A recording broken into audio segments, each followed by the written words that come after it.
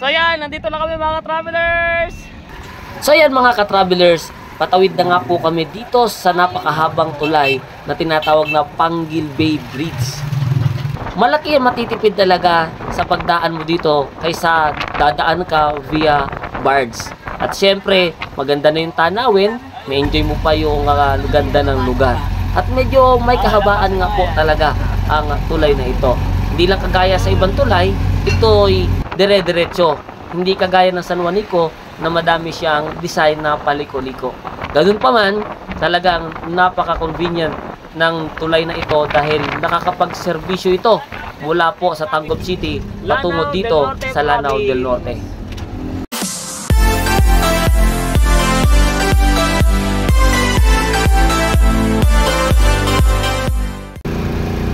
Okay.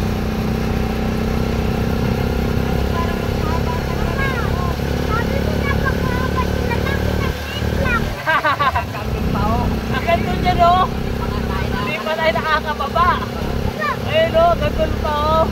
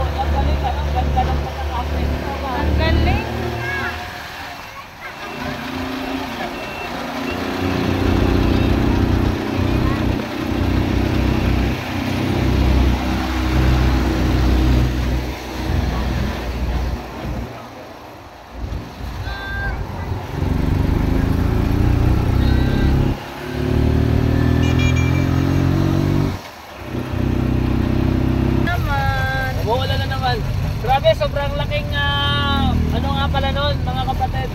Kasi pag umikot ka doon sa dulo, baka daang kilometro ikutin mo. Pagka ikot ka ng Pagadian, pabalik dito.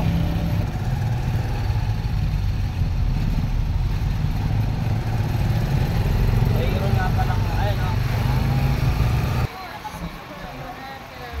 Ano nakalagay? DIY.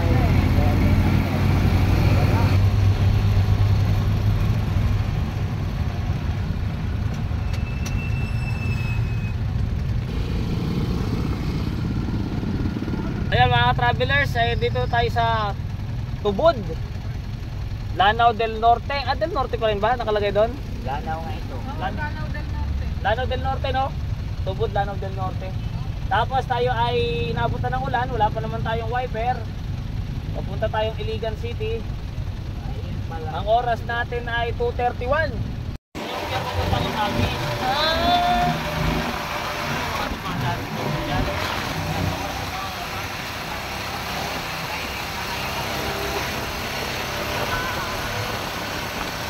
traffic sa dito.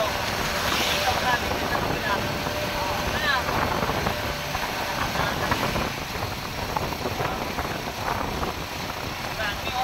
Napunta tayo ng ulan. Wala pa naman tayo wiper. Buti naman, medyo maliwanag pa. Kaya, habang malamig sa makina, birahan na natin.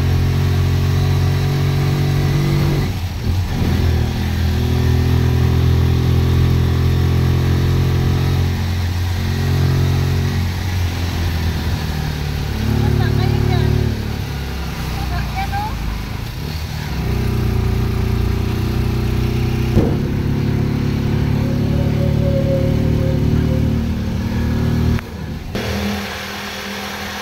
Wagan.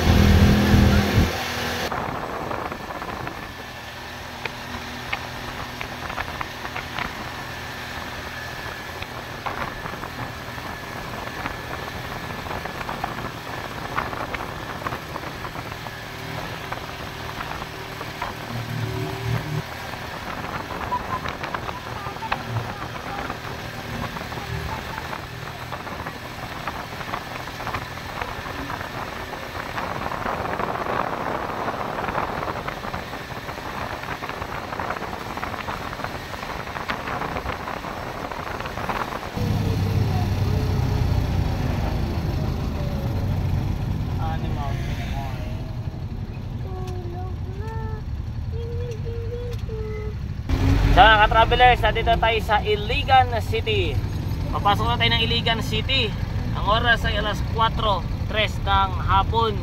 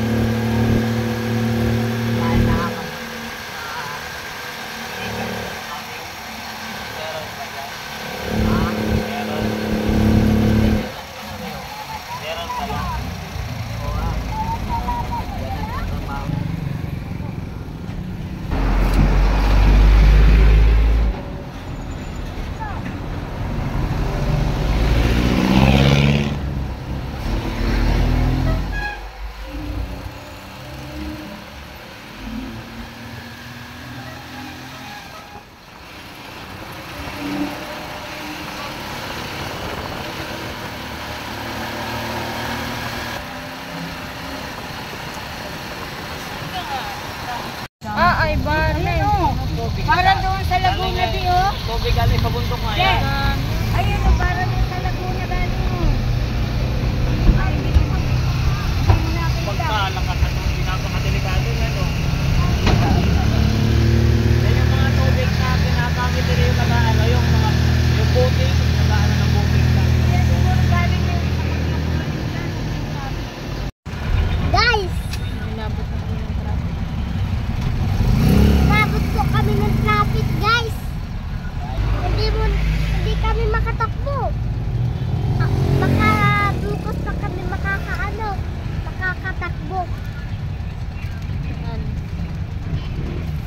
Traffic na to eh. Saan tayo? Hindi ko pa alam kung nasaan. Iligan pa rin. Vegan na eh. Iligan. Iligan City. Nakalas tayo sa Iligan. Tumigdilaw. Nakalas tayo sa traffic. Traffic. Tindag traffic. Kawal-kawal kayo dyan. Akilan, kawal-kawal. Kawal-kawal kayo dyan. Kawal-kawal. Hindi na rin makakawal. Nagsisilpon. Bakla, kuhaan ko yan. Hindi na traffic dito. Wala man lang nag-a-assist. Dito sa Iligan, wala man lang mga nag-a-assist na traffic. Grabe. Nandito tayo sa Cagayan City, mga ka-travelers. Ang oras natin ay alas 10:40 ang ating oras.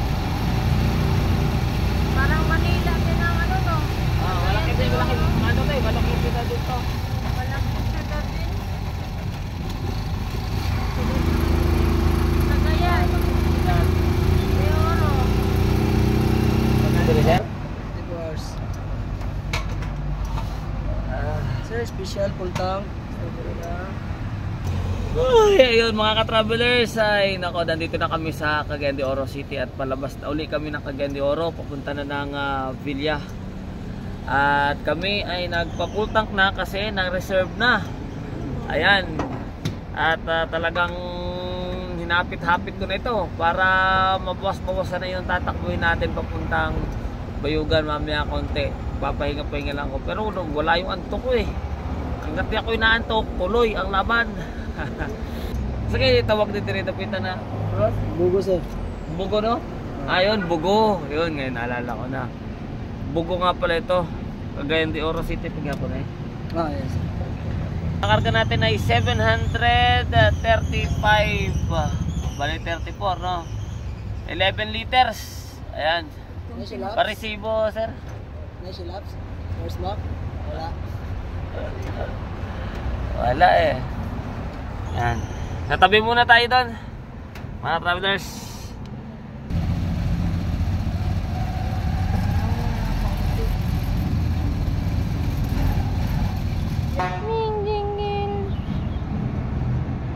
Okay. So mula sa Osami City hanggang dito, nakaubos tayo ng 11 liters. Ba, hindi ko na check kung ilang kilometro nga ba. Mamaya check ko muna. Ay, pahiga muna tayo konti. Pero nawala naman yung antok ko eh. From Osami City hanggang dito mga travelers sa Cagayan de Oro City ay 176 kilometers. Pag ikaw ay via Panguil Bay Bridge at ang naubos natin ay 11 liters na gasolina. Kaya medyo madami din kasi mga ahon-ahon doon. Madaming mga matataas na ahon eh hapit, sagad. Kaya nakaubos tayo ng 11 liters do. Medyo talagang hapit-hapit talaga yung takbo natin kahit paakyat. Ako, ang sarap itakbo kasi nga malamig-lamig. May maulan-ulan kasi. Kaya ang sarap iahon. Kaya lang, hindi ko na namin na-videohan lahat kasi nga maulan. Wala kaming wiper. Tapos inayaan ko na muna makatulog yung mga kasama ko. Para sabi ko mapili-pili lang natin yung makukuhanan natin. Lalo na yung pagpasok natin sa Cagayan de Oro City. Tapos ngayon pahinga muna tayong konti. Pagkatapos natin pahinga konti, tuloy na uli. Nantok na ako. So ayan mga ka-travelers, good morning, good morning. Ang oras natin ay nagmamadaling araw at umaga na. Mahigit alas 4 na po at nandito tayo nagpalipas po ng gabi sa Cagayan de Oro City. Dito po sa Barangay Bogo. Bali nasa boundary ng Puto, palabas na tayo ng Cagayan. Kaya tayo po magsisimula na mag-travel ngayon. At tingnan natin kung saan naman tayo abutin ng almusal, pero hapitin na natin to para makarating na tayo doon sa ating dapat na paronan. Kaya let's go!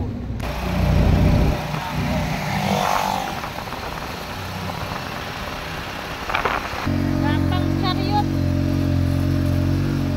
Sobrang taas ng akyatin. Parang surrender. Apa? Na, overhead.